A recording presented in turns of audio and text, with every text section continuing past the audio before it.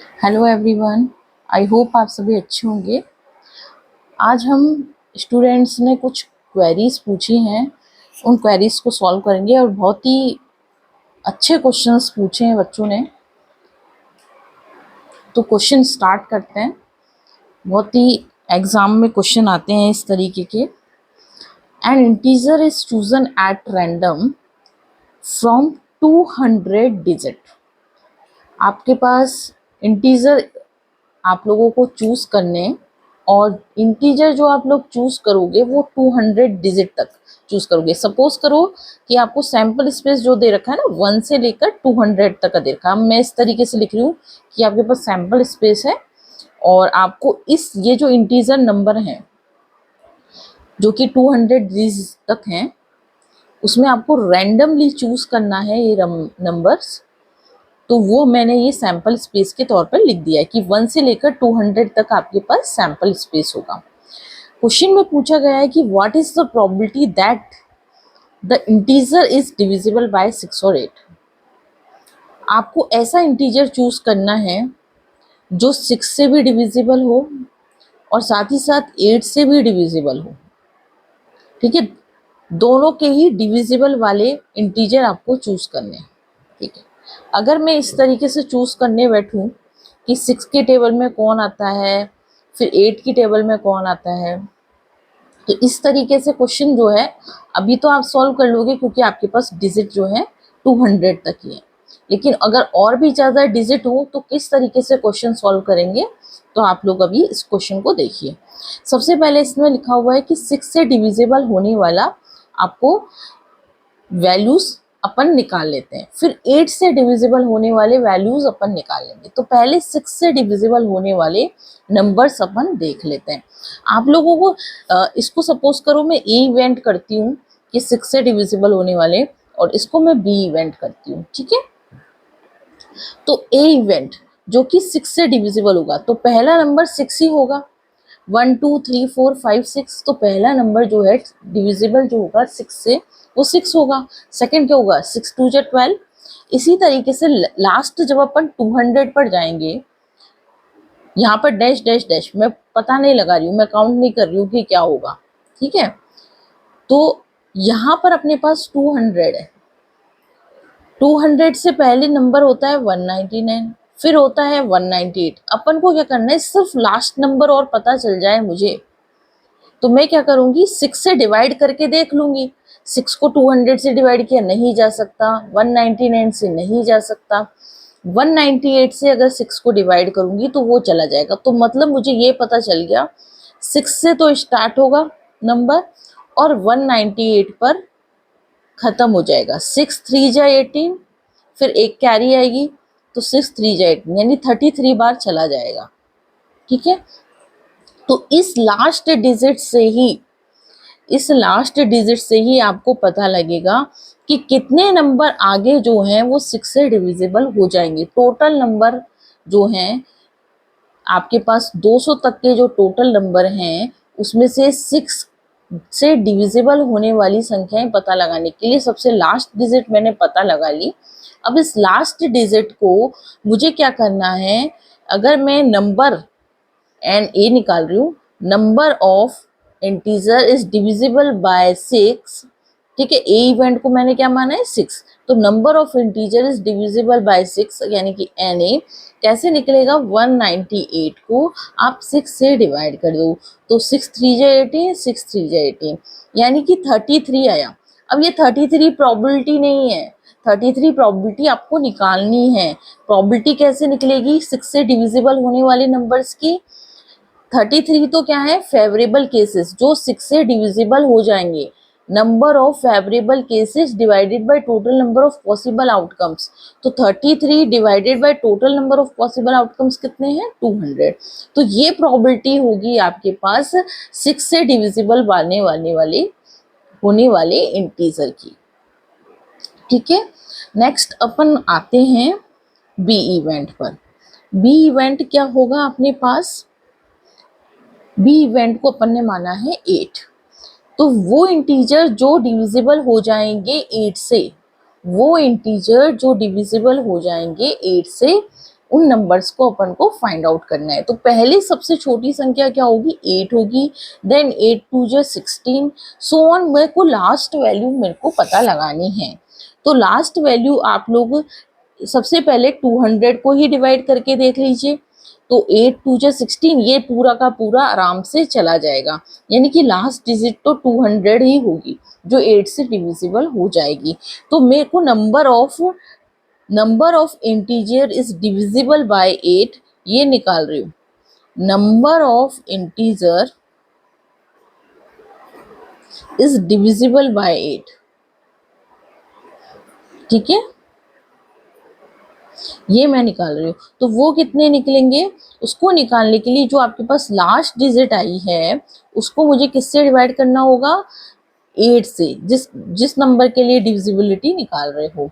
तो 25 बार ये चला जाएगा, ठीक है। और यदि मुझे probability of B find out करनी है, probability of number of integer is divisible by 8, तो जो नंबर ऑफ फेवरेबल केसेस हैं वो कितने हैं, 25, और total number of possible outcomes कितने हैं, 200। ये अपने पास हो गया, ठीक है। नेक्स्ट अपने पास जो ऐसा भी तो हो सकता है जो नंबर 6 से डिवाइड हो वो 8 से भी डिवाइड होगा, ऐसा हो सकता है ना। जो नंबर 6 से डिवाइड हो रहा है वो हो सकता है वो 8 से भी डिवाइड हो। ऐसे कितने नंबर हैं जो 6 से भी डिवाइड हो रहे हैं, जैसे मान लो 6 की टेबल में 24 आता है, इसी तरीके से 8 की टेबल में भी 24 आता है। तो ये क्या है, 2 बार काउंट हो गए। तो अब मुझे वो नंबर्स हटाने हैं जो 6 में भी काउंट हो रहे हैं और 8 में भी, मुझे सिर्फ 1 टाइम काउंट करने हैं। तो मुझे इंटरसेक्शन वाला पार्ट, यानी कि जो कॉमन पार्ट है, आपको इस तरीके से वेन डायग्राम में 6 से डिविजिबल होने वाली नंबर्स, 8 से डिविजिबल होने वाले नंबर्स, और ये जो इंटरसेक्शन वाला पार्ट है ये मुझे सब्ट्रैक्ट करना है, क्योंकि ये 2 बार काउंट हो रहा है। वो इस 6 के अंदर भी आ रहा है, वो 8 के अंदर भी आ रहा है। तो 1 टाइम मुझे क्या करना पड़ेगा, सब्ट्रैक्ट करना पड़ेगा। तो 1 टाइम सब्ट्रैक्ट करने के लिए आपको करना क्या है, आप एलसीएम ले लो 6 और 8 का। आप एलसीएम ले लो 6 और 8 का। जब अपन 6 और 8 का एलसीएम लेते हैं तो कितना अपने पास आएगा, अपने पास आएगा आराम से 4 3 जा 12, 12 2 जा 24, यानी कि 24 इन दोनों का आपके पास एलसीएम आता है। एलसीएम क्या आता है, 24। तो मुझे क्या करना है, मुझे ए इंटरसेक्शन बी, यानी कि 24 जो है मेरा पहला नंबर है। नेक्स्ट नंबर क्या होगा, मुझे इस तरीके से सिर्फ लास्ट डिजिट पता चल जाए कि 24 जो है वो लास्ट अपने पास 200 से किससे डिवाइड हो रहा है, तो मैं आराम से पता लगा लूँगी। तो अगर आपको सिर्फ रफली आइडिया देखना है भाई, यहाँ पर अपने पास 192 वो नंबर होगा जो 24 से डिवाइड हो जाएगा। 192 वो नंबर होगा जो 24 से डिवाइड हो जाएगा, ठीक है। तो लास्ट डिजिट अपन को 192 मिल गया है। तो 192 को मैं 24 से डिवाइड करूंगी तो number of A intersection B, यानी कि वो नंबर जो 6 से भी डिविजिबल हैं और 8 से भी डिविजिबल हैं वो दोनों मिल जाएंगे। जब 24 को 192 से मैं डिवाइड करती हूँ तो 8 टाइम्स जाता है। अगर आपको टेबल भी आती होगी ना 24 की, तब भी आपका डायरेक्ट हो जाता है ये आंसर, ठीक है। तो probability of A intersection B जब मुझे निकालना है तो नंबर ऑफ फेवरेबल केसेस कितने हैं आपके पास, 8 है, ठीक है। और total number of possible outcomes कितने हैं, 200 हैं, ठीक है। यहाँ तक हो गया। अब आपके पास प्रोबेबिलिटी ए है, ये देखो प्रोबेबिलिटी ए, मैं डबल टिक लगा रही हूँ, 33/200।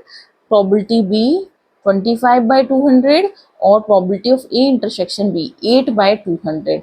बस आपको probability of A union B, मैंने बताया था कि जब भी आपसे और वाला पार्ट पूछा जाता है क्वेश्चन में तो इसका मतलब probability of A union B आपसे पूछा गया है।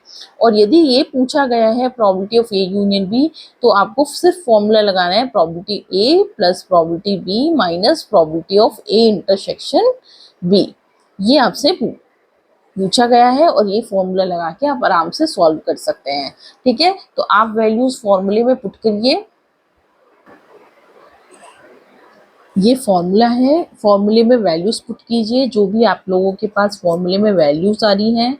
33/200, नेक्स्ट आई थी 25/200, 8/200। बहुत ही इजी हो गया क्योंकि 200 आपका एलसीएम आ गया। तो 33 + 25 - 8, इन दोनों को ऐड कीजिए, ठीक है, और ऐड करने पर 8 से सब्ट्रैक्ट कर लीजिए, ठीक है। तो वो आपके पास क्या आ जाएगा, आंसर आ जाएगा। तो ये दोनों को जब आप ऐड करोगे तो 58 - 8/200, तो 50/200, दिस इज इक्वल टू 1/4। तो 1/4 जो होगा वो probability of A union B आपका हो जाएगा। वो प्रोबेबिलिटी आप लोगों ने निकाल के दी जो 6 और 8 दोनों से डिविजिबल होती है, ठीक है। नेक्स्ट क्वेश्चन पिकअप करते हैं। एक और स्टूडेंट की क्वेरी है। नेक्स्ट क्वेश्चन देखिए। नेक्स्ट क्वेश्चन भी बहुत अच्छा क्वेश्चन है। A letter of the English alphabet is chosen at random. Calculate the probability that the letter so chosen is a vowel, precede M and is a vowel, follows M and is a vowel. ठीक है, अब start करते हैं। सबसे पहले आप लोगों को ये पता होना चाहिए कि जो इंग्लिश अल्फ़ाबेट होते हैं, लेटर्स जो होते हैं, वो आपके पास कितने होते हैं, ठीक है। अगर ये नहीं पता तो क्वेश्चन तो बिल्कुल भी सॉल्व नहीं होने वाला, ठीक है। तो सबसे पहले सैंपल स्पेस की बात करते हैं कि इंग्लिश जो आपके पास वोकैबुलरी होती है उसमें आपके पास सैंपल स्पेस जैसे ABCDE कितने होते हैं, लास्ट अपने पास जेड तक होते हैं। तो यानी कि सैंपल स्पेस जो है वो आपके पास 26 नंबर्स का होता है। ये आपको पता होना चाहिए कि जो ABCDEFGH होते हैं ये आपके सोन जेड तक, ये 26 लेटर्स हैं आपके, ठीक है। सबसे पहले पहला क्वेश्चन बहुत ही ईजी है कि आपको ये पता लगाना है कि वो क्या होनी चाहिए, वॉवेल होनी चाहिए। वॉवेल होने की प्रोबेबिलिटी आप लोगों को फाइंड आउट करनी है, ठीक है। तो फर्स्ट क्वेश्चन अपने पास है, मैं इसको ABC नाम दे देती हूँ। ये A इवेंट है, ये B इवेंट है और ये C इवेंट है, ठीक है। तो अपन क्या करते हैं, सबसे पहले A इवेंट की बात करते हैं। तो A इवेंट में नंबर कितने हो जाएंगे आपके पास, या उसका सैंपल स्पेस कितना हो जाएगा ए इवेंट का। अपन जानते हैं वॉवेल कितने होते हैं, AEIOU, ये अपने पास वॉवेल होते हैं, ठीक है। तो टोटल कितने वॉवेल हो गए आपके पास, 5 हो गए, 5 वॉवेल हो गए, ठीक है। तो प्रोबेबिलिटी ऑफ ए क्या हो जाएगा, 5 बाय वॉवेल, जो आपको फाइंड आउट करना है, number of favourable cases divided by total number of possible outcomes, तो 5/26। सेकेंड क्वेश्चन देखिए। सेकेंड क्वेश्चन में पूछा है precede M and is a vowel. Vowel तो होना चाहिए लेकिन एम से पहले आना चाहिए, ठीक है। जो आपके पास ABCDEFGHIJKLM, तो एम से पहले जितने भी वॉवेल आते हैं, तो एम से पहले केवल 3 ही वॉवेल आते हैं। एम से पहले कितने वॉवेल आते हैं, 3। 3 कौन कौन से आते हैं, AEI यही वॉवेल आते हैं। 3 वॉवेल AEI आते हैं। तो टोटल वॉवेल जो अपने पास कितने आ गए, 3 आ गए, जो कि एम से पहले आते हैं। तो probability of B find out करने के लिए अपने पास कितने हो जाएंगे, 3 बाय, और total number of possible outcomes कितने हो जाएंगे, 26, ठीक है। नेक्स्ट थर्ड क्वेश्चन देखिए। Follows M and is a vowel. M से, एम के बाद, एम के बाद कितने वॉवेल आते हैं, ठीक है। तो एम के बाद कितने वॉवेल आते हैं, केवल 2 वॉवेल आते हैं। कौन कौन से, ओ और यू। तो टोटल वॉवेल कितने हो गए आपके पास, 2।